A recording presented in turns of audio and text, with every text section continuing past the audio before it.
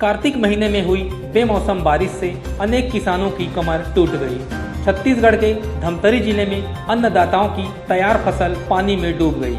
अचानक हुई रुक रुक कर बारिश से खेतों में पानी भर गया।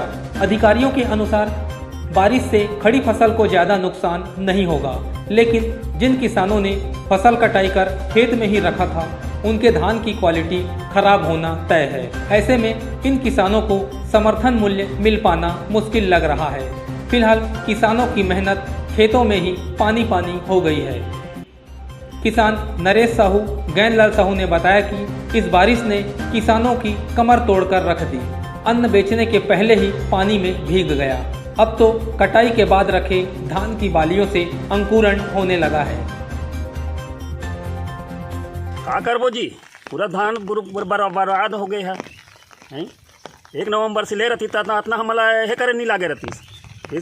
मुख्यमंत्री घलो बहुत ये करे है, बेकार काम करे है। पहली से लेना रही सोला धान ला मोर 5 एकड़ पूरा बर्बाद हो गए, पूरा डूब गए, पूरा खरही सब कर पाऊ पूरा।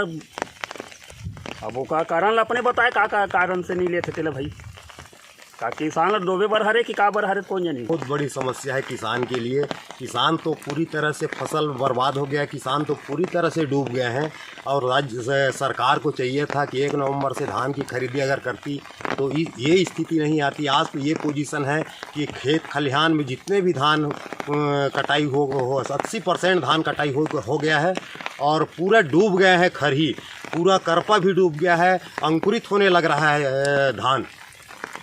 किसान के आगे करने के लिए कुछ बचा ही नहीं है। क्या कर सकता है किसान? वो तो पूरी तरह से डूब गया है। आत्महत्या के सिवाय क्या कर सकता है वो किसान? इधर सोमवार सुबह भी मौसम ठीक नहीं था। बदली से किसानों की चिंता भी बढ़ रही थी, लेकिन दोपहर 12 बजे के बाद धूप खिलते ही किसानों ने राहत ली। इधर बेमौसम बारिश से किसानों को हुए नुकसान के लिए किसान नेता छत्तीसगढ़ सरकार को जिम्मेदार ठहरा रहे। उनका कहना है कि यदि 1 नवंबर से धान खरीदी शुरू हो जाती तो नुकसान का कोई सवाल ही नहीं था। किसान अब तक फसल कटाई और मिंजाई का काम पूरा कर लिए होते। किसान नेताओं ने यह भी कहा कि बेमौसम बारिश से किसानों को भारी नुकसान हुआ है। इधर 2 दिन बाद भी अधिकारी नुकसान का आकलन करने खेतों में नहीं उतरे। इससे किसानों में आक्रोश देखा जा रहा है। बेमौसम बारिश होए से हमार पूरा धान बर्बाद हो गए। जो काटे हन करपा हावे खेत में वो पड़े है और वो पानी आज घुटना तक भरे हावे। ओकर कारण से हमार धान ला हमन बांध भी नहीं पावत हन और भारा बंधे बुधा है वो लोग उठा भी नहीं पावत हन और हमार धान हाँ बहुत बड़े ज़्यादा नुकसान हो गई से और वो जाके के नौबत में आ गई से। तो आगे क्या करो आप? हमन सरकार से मांग करथन कि हमार क्षतिपूर्ति दे जाए। ओकर मुआवना अपन कर्मचारी के माध्यम से या किसी के माध्यम से मुआवना करके हमार किसान मला क्षतिपूर्ति दे। हमार मांग है।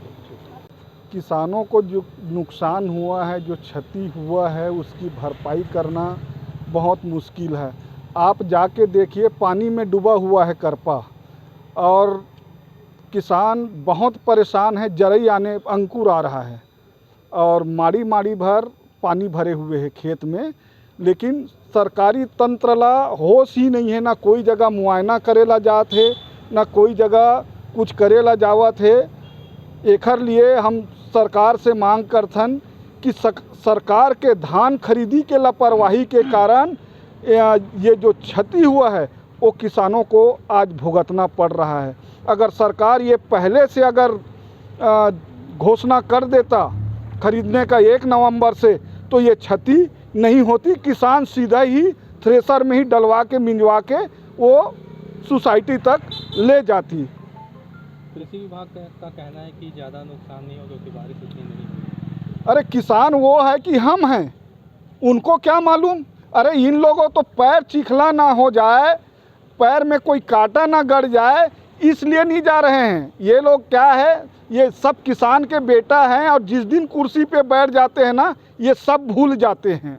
बेमौसम जो अभी बारिश हुई है उसका मैदानी अमलों के द्वारा सर्वे किया जा रहा है कि कहाँ पे कितना पानी गिरा है और वो फसल को नुकसान हुआ है। नुकसान होने की आशंका है और जो फसल ज़मीन में कटी पड़ी है, जो करपा, किसानों को सलाह दी जा रही है उसको उठा के मेड़ पे लाएं, जिससे मतलब गीला ना हो। और क्वालिटी में काला दाना काला पड़ने की संभावना है।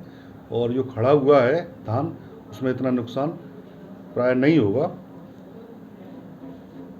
और 1-2 दिन में सर्वे रिपोर्ट आ जाएगी तो बताएंगे कितना % नुकसान हुआ है।